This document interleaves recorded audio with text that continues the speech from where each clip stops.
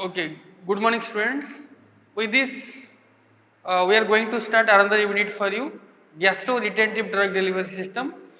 So this gastro-retentive drug delivery system generally, the it is a oral type of drug delivery system. We have to take the system in oral route, and the drug will reside more time in the gastric medium.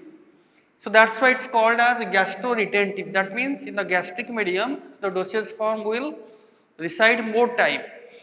So that's why we need to increase the retention time in the residence time of the dosage form inside the stomach.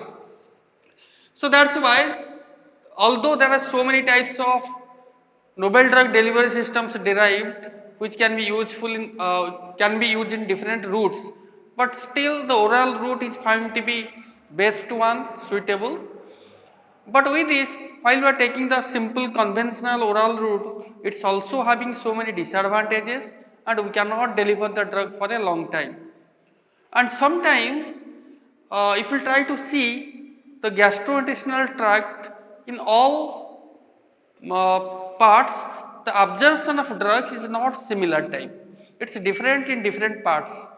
So that's why to increase the benefit of a particular dosage form and to give a localized and systemic effect, we are going for this gastro-retentive drug delivery system. With this, before going for that, we need to know what is the anatomy physiology of GIT, that already I told you. Means what is the pH, what is the surface area of stomach, intestine, small intestine, large intestine. So that's why no need to discuss it once again. But with this, some part I need to discuss before going to gastro-retentive drug delivery system. So there is a particular cycle occurs inside our stomach while we are in the fasting time, or we have taken some food. So during fasting time there is a phase occurs inside the stomach. So that phase is called as migrating myelocellular electrolyte cycle, or sometimes we are calling it as interdigestive myeloelectric cycle. Either we are calling it as interdigestive myeloelectric cycle or migrating myeloelectric cycle, MMC shortly we are calling it as. So it is in these four types of phases there.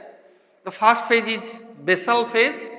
So basal phase generally it will occur, it will last around 40 to 60 minutes with very rare contraction, and in phase 2, that is also called as pre-burst phase, it will last around 40 to 60 minutes.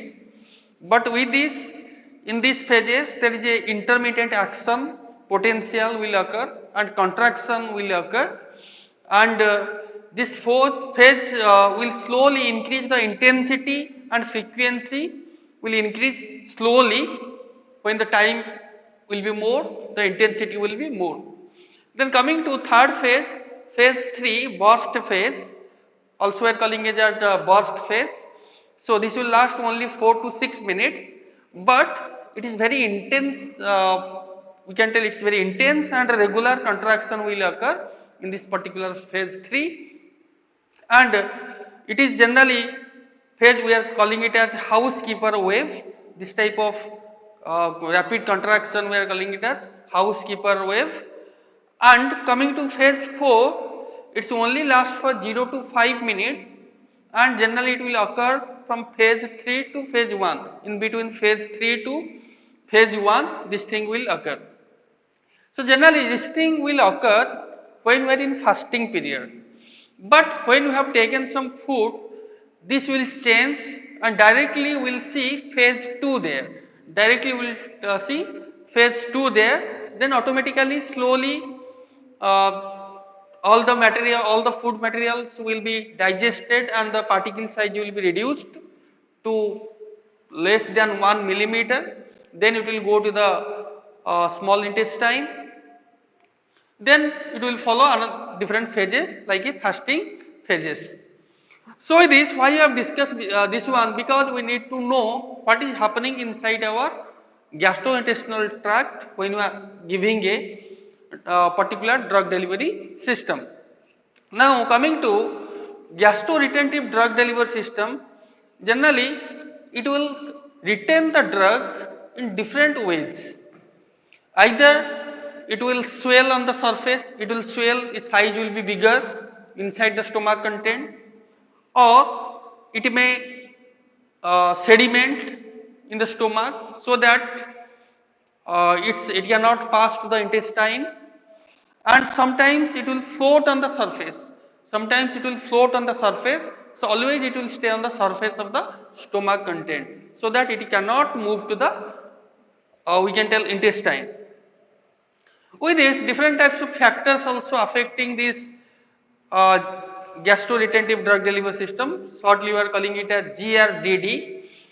So, like your physical form of the dosage form, which type of dosage form we are taking, either solid, liquid, what type of dosage form we are taking. Size, shape of the dosage form, size means it's smaller or bigger sizes. Density of the dosage form, either it's high density or low density, that also will affect. Formulation parameters, volume of the liquid administered, how much amount of fluid we are taking with the formulation, that also affecting the this gastric retention. Also viscosity, volume and calorie content of the meal, that also affect the gastric retention.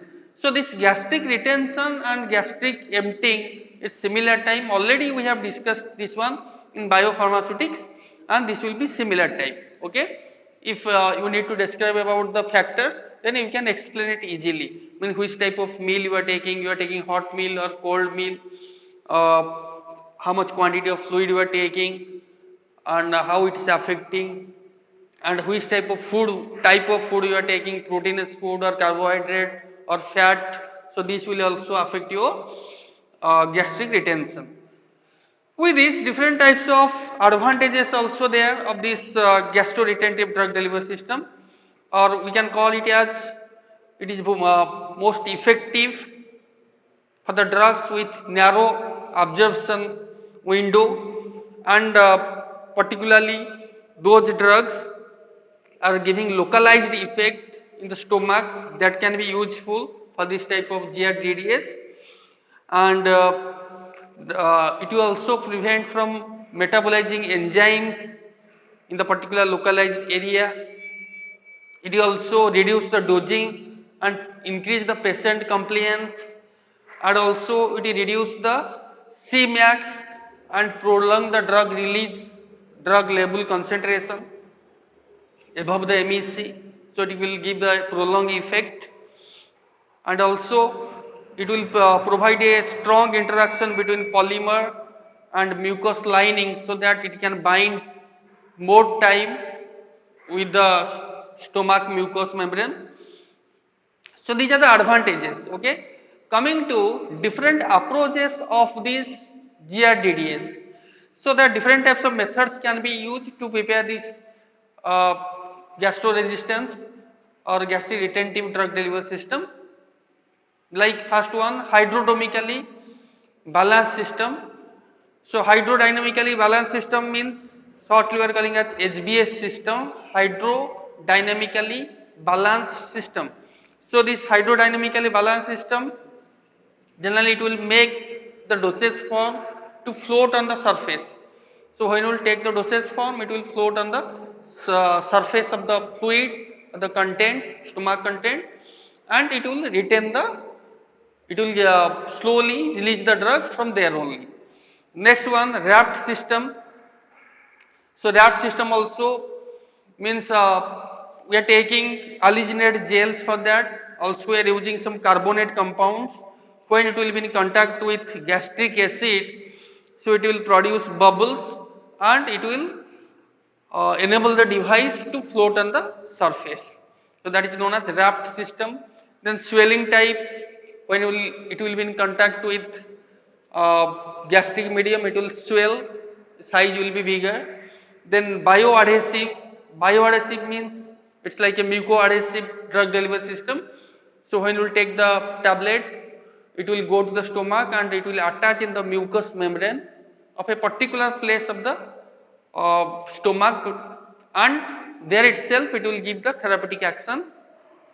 Then modified shape, so by taking different types of uh, cheliostatic elastomers, the shape can be changed and the shape will affect the gastric retention. And high density formulations, we can go for high density formulation, means we can take some high density material while formulating the tablets. So while we are preparing this high density formulation, we are taking different materials which are having more density. For example, we are taking zinc oxide, barium sulfate, titanium dioxide. So when we will take this type of material, this will increase the density of the tablet in the stomach membrane, stomach content, and it will sediment down. So once it will sediment, it won't go to the intestine. Okay, so these are the different approaches. So in the next class we will discuss about types of gastroretentive drug delivery system. Thank you.